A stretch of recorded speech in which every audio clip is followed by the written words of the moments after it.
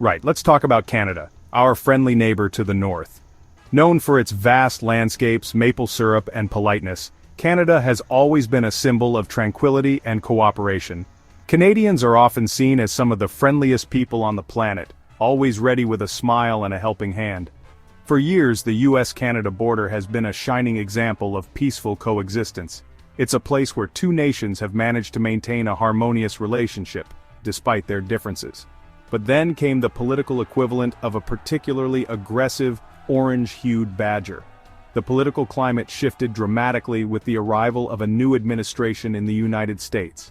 Suddenly, that tranquil border started to look less like a symbol of friendship and more like a very, very long line in the sand. The once peaceful crossings became points of tension and uncertainty. The catalyst for this shift? A series of aggressive policies and statements that seemed designed to provoke rather than placate. Threats, tariffs, and rhetoric, usually reserved for poorly scripted action films, became the new normal. The idea of a trade war, once unthinkable, started to loom large on the horizon. Canada, bless its cotton socks, initially tried the polite approach. Diplomats and politicians worked tirelessly to maintain the friendly relations that had been built over decades. But the threats kept coming, and suddenly the idea of a trade war didn't seem so far-fetched. Headlines screamed of impending economic doom, and business people began to worry. It was a masterclass in how to alienate your friends and befuddle your trading partners. Long-standing alliances were tested, and confusion reigned supreme in boardrooms across both nations. The consequences threatened to spill over in ways that would affect real people and businesses. The economic impact was not just a theoretical concern, it had the potential to disrupt lives and livelihoods on both sides of the border. So let's delve into how this international migraine began. It started with pronouncements from President Donald Trump, threats of tariffs on Canadian goods because apparently our northern neighbors posed an existential economic threat. We saw the imposition of tariffs, a hefty 25% on certain Canadian goods. The logic was elusive, designed to strong-arm Canada into, well, something. The rhetoric escalated to include threats of military action against Canada. This barrage of belligerence understandably put Canada on edge. BC Premier David Eby described Trump's actions as an unprecedented threat. Imagine the paperwork of trying to merge two entirely different systems of government. It was a period of profound uncertainty, where the usual diplomatic channels seemed to be replaced by megaphone diplomacy. It was, in short, a mess. Faced with economic pressure, Canada has often been seen as the polite neighbor, always ready with an apology. You might expect Canada to apologize again, perhaps with a heartfelt sorry and a friendly smile. But this time British Columbia decided on a different approach. Tolls. Yes, you heard that right, tolls. BC Premier David Eby announced new legislation aimed at hitting back with tolls on vehicles, particularly targeting commercial trucks that frequently travel through the province. The Economic Stabilization Tariff Response Act was tabled, a bold move in the face of economic challenges. This act granted the province the authority to levy tolls on vehicles traveling between the U.S. and Alaska, a strategic move to exert economic pressure. Deputy Premier Nikki Sharma stated it would provide the government the ability to respond to economic threats and challenges more effectively. The message was clear: don't push us, because we can push back. This was a new, assertive stance for the province. Here was a provincial government standing up to the economic might of its southern neighbor, showing that they were not afraid to take bold steps. If you're going to make it difficult for our goods to cross your border, we can make it equally inconvenient for yours. This was a clear message of economic reciprocity. Checkmate, or at least, check. British Columbia had made its move, and the ball was now in the court of their southern neighbors. Let's delve into the Economic Stabilization Tariff Response Act. Introduced by Deputy Premier Nikki Sharma, it was a carefully crafted legal instrument. The act empowered the BC government to impose tolls, with flexibility in application. It was designed to be a nimble tool, allowing BC to respond proportionately to further escalations. Premier David Eby noted the legislation wouldn't necessarily be implemented immediately. The act came with an expiry date, May 28, 2027. It was a temporary measure for temporary madness. The scope was significant, covering vehicles using BC highways and ferries.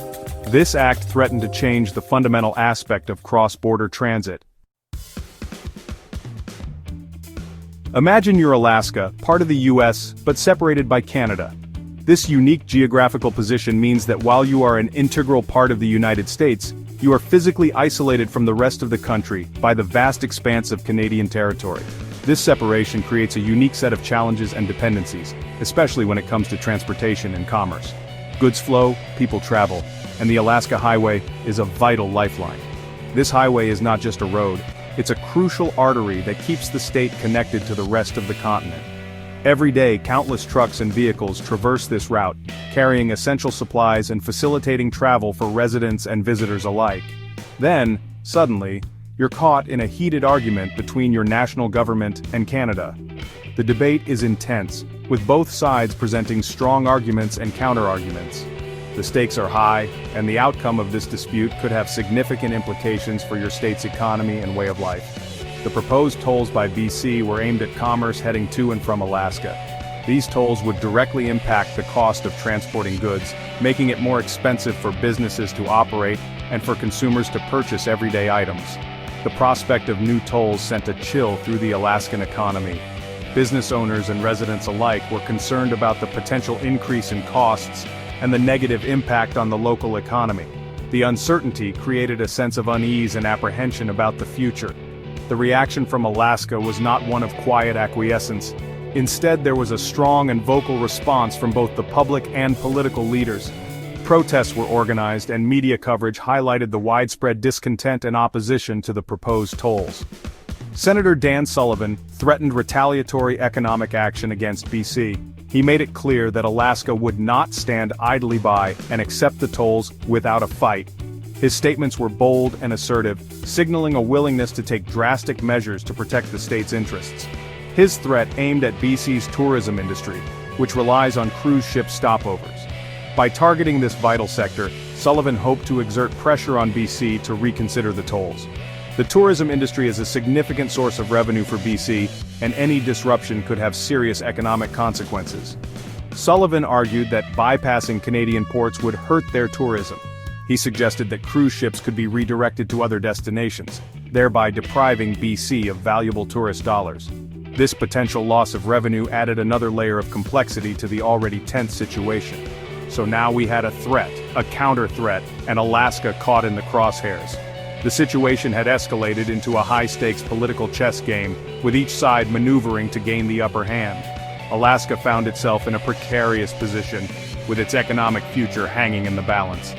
The tolls were a direct hit on Alaska's logistical position. The state's reliance on the Alaska Highway for the transportation of goods meant that any additional costs would have a ripple effect throughout the economy.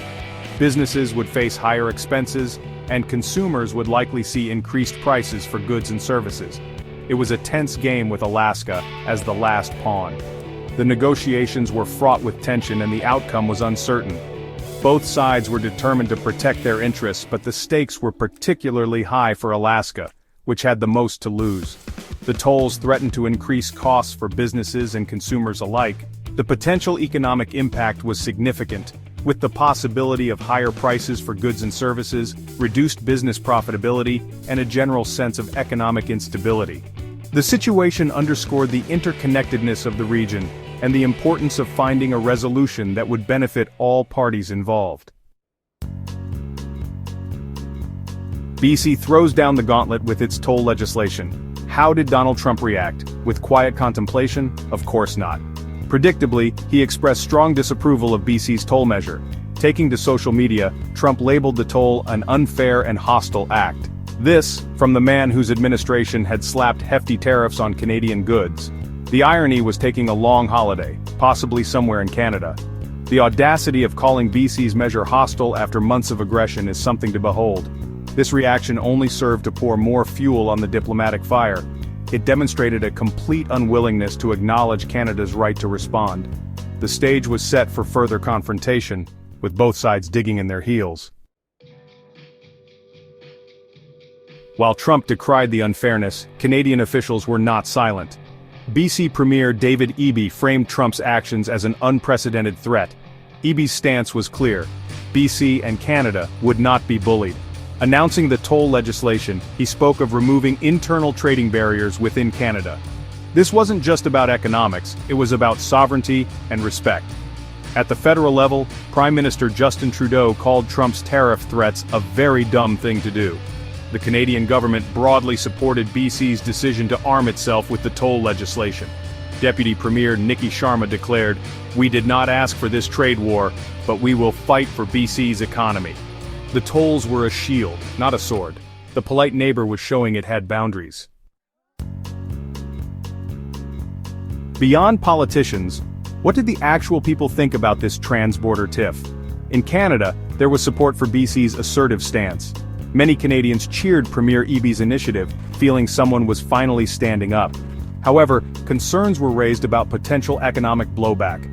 Small businesses worried about increased costs, and the tourism sector fretted about retaliatory measures. There was anxiety that this could spiral out of control. South of the border, the reaction was predominantly negative. Alaskans felt unfairly targeted, caught in a dispute not of their making. The narrative in some U.S. circles painted BC as the aggressor. The cheers for BC's boldness were accompanied by a quiet murmur of apprehension. Here we are with BC's Economic Stabilization Act on the books. What does this mean for the future? It's like walking a tightrope over a canyon. The introduction of the toll legislation has changed the dynamic. It signals a new willingness from Canada to employ assertive countermeasures. This could lead to further diplomatic negotiations or embolden further conflicts. Businesses are left in limbo, potentially needing to find alternative routes. The situation remains incredibly fluid. The key factor will be the political climate in the United States. This episode serves as a reminder that even the closest allies are not immune to disruptions. For now, anyone planning a road trip to Alaska via Canada might want to check the news carefully.